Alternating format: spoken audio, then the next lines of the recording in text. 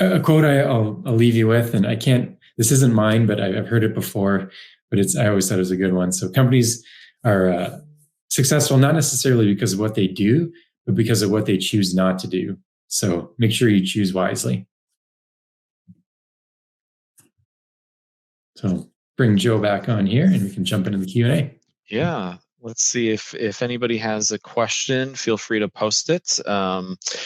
But until then, yeah, I'm super excited about this topic because I think a lot of us are actually dealing with restraints, right? And so for me, a little bit is not so much I have too many resources, but it's how do I focus my time and my energy in the tasks that I do in a way that's transparent to the rest of the business, right? And I think what you outlined with this matrix really helps. I'm curious how you share and distribute those sort of priorities within the rest of the organization. Then are these like cross-functional meetings happening regularly where you're going through your task lists, or you're explaining things?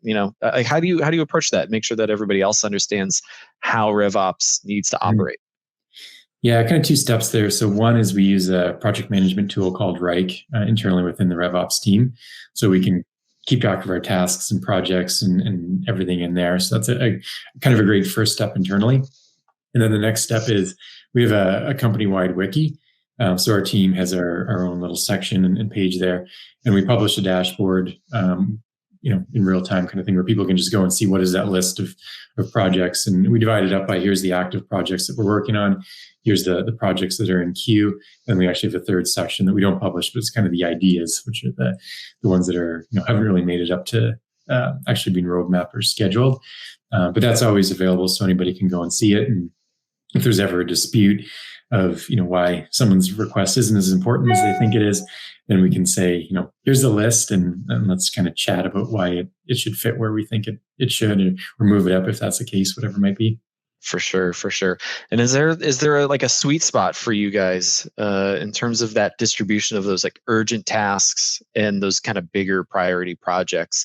I'm sure you're not immune to being pulled into the urgent tasks at times, right? But is there a kind of a division of percentage of time or effort if you're in that kind of more broad vision, broad goal type of position within the RevOps team that you want to still be maybe investing some time with those urgent tasks and really know what's kind of going on at that nitty gritty level? Mm-hmm.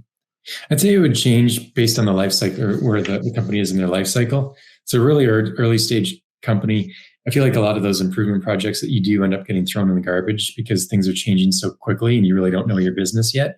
So I think trying to avoid, codifying anything that, that's going to, a process or something like that is good because you have to focus on the urgent stuff to really learn first.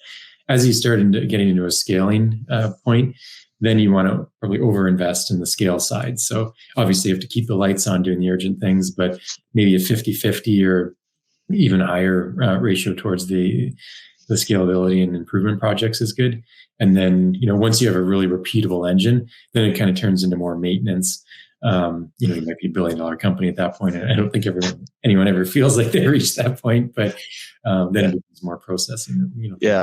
That's such a good point about early stage companies trying to build these things and not spending too much time codifying a process that's going to be scrapped in 3 months anyways, because you hired 5 new reps and everything needs to change, or a new product gets launched, right?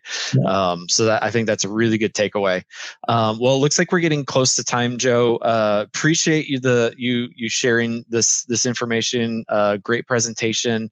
If anybody needs to connect with you, I'm sure they can do it on LinkedIn and have any follow-up questions. But once again, thanks again, and best of luck this summer. Looking forward to talking soon. My pleasure. Thanks, Joe.